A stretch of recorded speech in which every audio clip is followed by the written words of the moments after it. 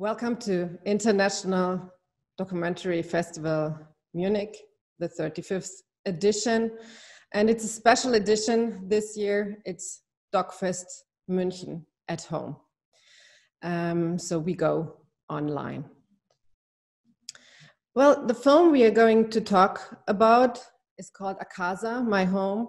And before I'm going to host the discussion with the producer and the director of the film, I want to say shortly that it's nominated for the Audience Award, the BR Kino Audience Award, which is donated by Dreisat and BR. The film is a part of the international competition. It has its German premiere here. My name is Julia Teichmann. I'm a programmer for DOK.fest München. Okay.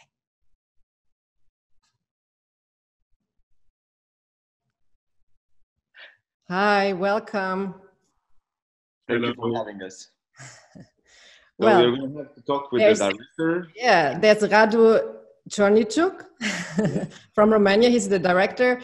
And Ümut Ulidag, and he's the German co-producer of the film, and he's in Stuttgart right now. Well, guys, could you tell me how you're feeling at the moment with the lockdown, with the corona crisis? I don't know if there is even a lockdown, at least in Romania. And well, how are you doing? Well, we're doing our best to keep ourselves together and not go crazy. So we took the decision like 2 weeks ago to move to the countryside. So we live in a very small village in Transylvania right now.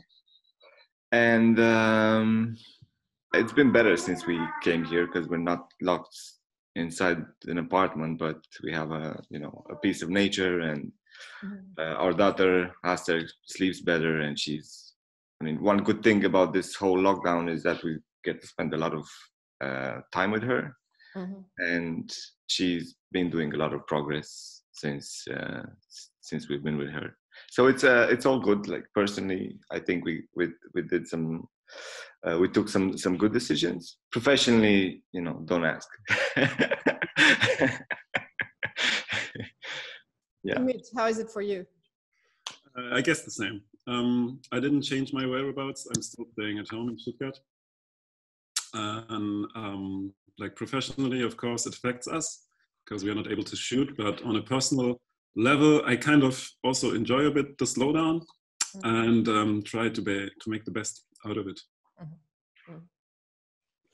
Radu, you just said, we've talked a bit before we started this discussion. Your wife is also the screenwriter of the film.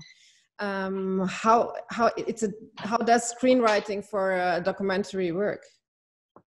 Well, that's a good question. I mean, you can't have any piece of art without having a written text at the basis. So a documentary screenwriter is the person who's actually framing everything together since before day one of the documentary, and make sure that the whole vision and the whole efforts that are around the film are also documented in the text. And it's also the person in charge of course, together with the other team members, in charge of developing the vision, like on every step of the production, and making sure basically that everything is clear and written down so that everyone can have access to that. I can't find the word for other word for text, but it's text. So apart from this, like for a more pragmatic note, it's the person who handles the applications and also develops the synopsis, the logline, the treatment, and so on. And I think it's a very important role in a team, even in a documentary where the story tends to develop by itself, and it's our way of doing story is basically to let the story breathe and you know, make its own decisions. But even though that's happening, because it's real life, someone needs to record it in a text as well, so that everything is glued together, and it helps the editing process as well. It helps the producers as well understand better, like on which stage is a production at any given moment. But so it's constantly modified during shooting, right? Tens of times, yeah. I mean, we've rewritten everything in 4 years. We've been editing for 2 years, so rewriting and writing, it took us. I mean, from the first month of when we started this story, it changed like at least 20 times, I think, even more. How long did you stay with the family? How long did you accompany them? For 4 years. We've been filming with them for 4 years, since 2016. Mm-hmm. Mm-hmm. And how did you get access? They seem to be like a locally famous in a way, so everyone knows them and knows that they were living for a long time in this nature park. So did you learn about them in the media, or how did you get access then to them? I mean, the place where a big part of the film is happening has an interesting history, and we're reporters. We're mainly doing investigations, but we went there to make a reportage about how the Romanian authorities were planning to give a natural protection status to this old garbage dump close to the center of Bucharest. So for us, it was quite an incredible story. There was this abandoned lake built by artificial lake built by Ceausescu and the Romanian dictator. And when the revolution came, they only got to build the surrounding cement dam around that green big place. So the whole project was abandoned, and nature took over. And in 30 years, people would throw garbage around it, so it became inaccessible to people. That's how nature had the space and the peace to develop itself. And but it was also in the middle of this place on a small island. There was this family. There was this ex-chemist laborant who decided to leave society behind. Took his wife, and they had a lot of children, and they stayed there for the last 20 years. So anyway, we knew that there was at least a family living there when we went to do a reportage about the place, but we weren't sure that they are still there. So we just saw the kids in the bushes, running around naked and everything. So when we said like, whoa, let's see who are they? Like, what are they doing there? This is happening in the middle of Bucharest. I mean, 200 meters from that place that looked like a wild jungle back then. You know, there was like, it's the expensive streets and the whole, you know, like urban environment. So that's how we got to meet their father. And we began like developing a relationship with them and with him. And then we decided, I mean, seeing that how the kids were relating with each other and how they were their relationship to nature, like fascinated us, and we decided to make a film because what we were seeing, what we were feeling, was more powerful for a reportage, to be contained with the limited space and instruments of a reportage. Mm. So so we had to start learning film, basically. Well, you decided, one of your decisions was not to judge in a way, not to interfere, right? And not to say, well, you also show conflicts within the family. You show, it's like a Sinti or Roma family you're not talking about, but is it Roma or is it Sinti? It's Roma. It's Roma. We don't have Sinti. The Roma family, and we can see when they are transferred from the nature park to the city, we can see discrimination they have to deal with. So you show both sides. It's also them and also the incapability to manage conflicts, and the other side is society and the prejudices, whatever. But you just you don't judge. You don't. Well, it's hard. I mean, personally, it's hard not to judge. Like, we're human beings and we have our own values, and but it was. I think this was the most challenging part in the editing room and building the story and the writing as well. Like, how we can walk on this gray line of the realities we were documenting. Like, how can we leave the story speak by itself and not impose our beliefs or like values, and I think we did a great job doing this, and I'm glad that you noticed that it's not a judgmental film, but it was a hard, like, behind this there's always a very complicated process, and it's also a process where as artists we struggled a lot, like to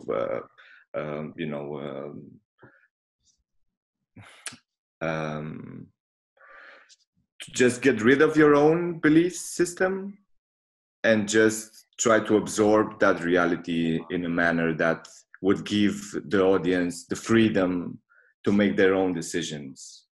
And this is the least patronizing approach that an artist can have on its work, I think. So, yeah. I would say, like, we had the Romanian New Wave, which is not new anymore because it was something of the first decade of the 21st century, I would say. And so many films, like documentaries, feature films, and like hybrids would come from Romania, still do. Are you like, I know it's always with these cupboards, it's always like a bit difficult, but do you feel like part of it? Are you influenced by it? Because I had to think of it when I saw your film. Well, yeah, I mean, I'm part of the culture I'm living in, so a lot of the influences come from the culture I'm exposed to. So of course, I mean, I'm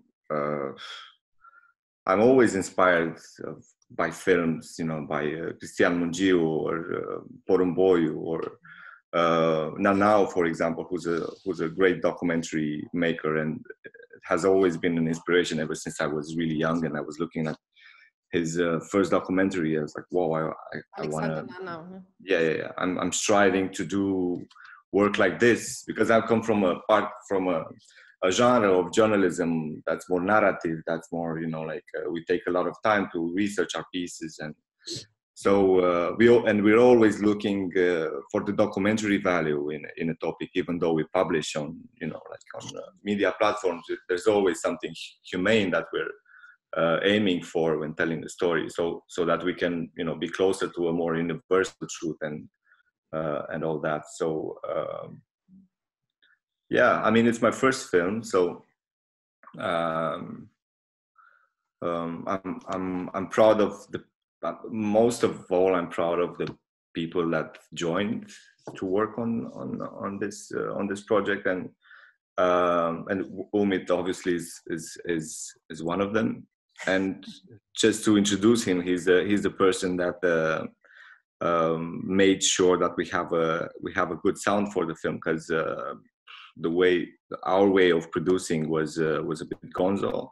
Most of the times we wouldn't have a sound engineer, for example, so we had to improvise, like a lot of sound lavs, mics, lav mics put around the room, so we can have access to that intimacy and not disturb the whole family feeling of the film atmosphere. So imagine what we did to Ümit and his team when we gave them the sound material. They was like, oh my God, man, we're never going to be able to make and like, honestly, like just 2 days ago, I'm still getting messages like filmmakers or, you know, like film students ask me like, how did you record the sound? Like, who did the sound? And like, oh man, that's a long story.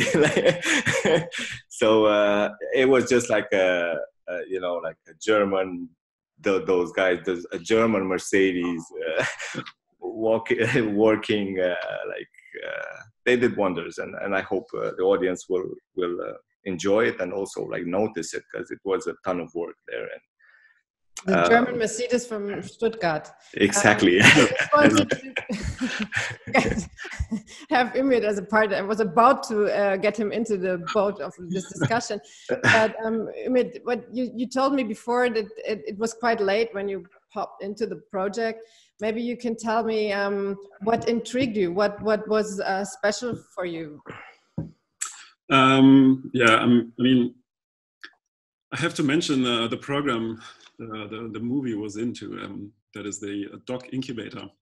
And my business partner, Eric, like once in a while is a lecturer there, and Monica, the main producer from Romania, she approached him and sent him an early rough cut.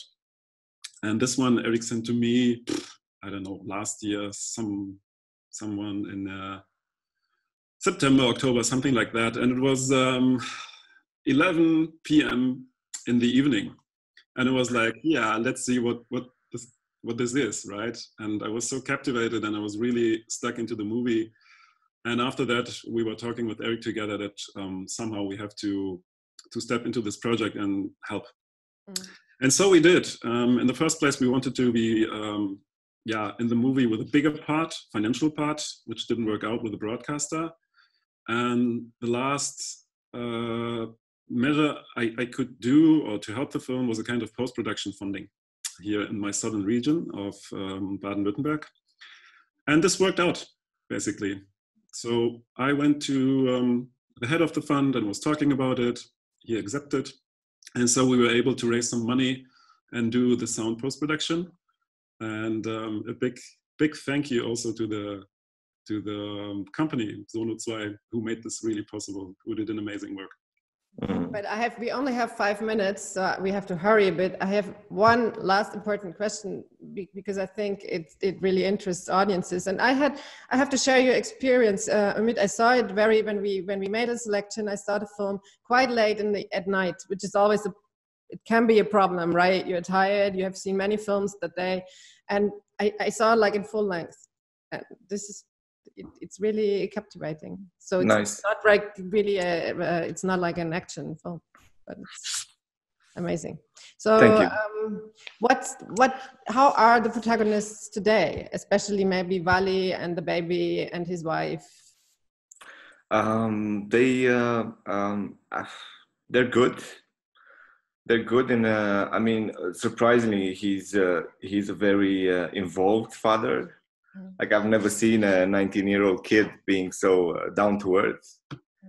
And what surprised me the most is that, contrary to his father, who's a patriarch, like 100% 19th century patriarchal man, like he's all into like helping his girlfriend, and he's always with the kid, and which is something that I'm really proud of in a very weird way, I would say, because I would never see him like that. I would see him like an adolescent that discovers the world now and wants to like take a piece of it. So, and he's doing just that with his family, so which is great. The family is good. The bigger family, and we managed last year to buy them a piece of land and a house. So they're like they have a bit of nature, and I would say they're back to especially the parents, they're back to their old kind of way of living, close to nature. But now they have the peace of mind and they have their name on a paper that says that they're the owners, so they're not afraid anymore. They don't live in that constant fear of being kicked out or having their kids taken away. and during this during these 4 years, there was also this social project where there were a lot of volunteers that took care of the kids, and that's still going on. And the kids are doing a lot of like activities, like educational activities, and now they're learning computers with some other volunteers, and they're going to this weekend school every week for some years now. And they grew a lot, and they're nothing. I mean, some of them are unrecognizable. They don't have their, like, even physically they changed a lot. But there's also something that they have. I mean, I saw them mingling around, and this was part of the decision of continuing the filming with them into the city and their, like, integration. And there was this little scene where it was their first day in school, and I would see him mingle with the other kids, with the city kids, and they were so different, even though they looked the same because they were, you know, like, washed and they were clean and everything. They were so different. They were, like, so naive and, like, going to, like, those streetwise kids and, like, hello, my name is Giselle, hello, my name is, like, man, this is touching, like, and this is something that I hope the city won't break in them. Because that, you know, that bit of life they've had, even though unconventional and partly in some parts, like, dangerous, I would say, gave them something that most of the kids their age in the city will never have. And it's that whole, yeah, those roots and those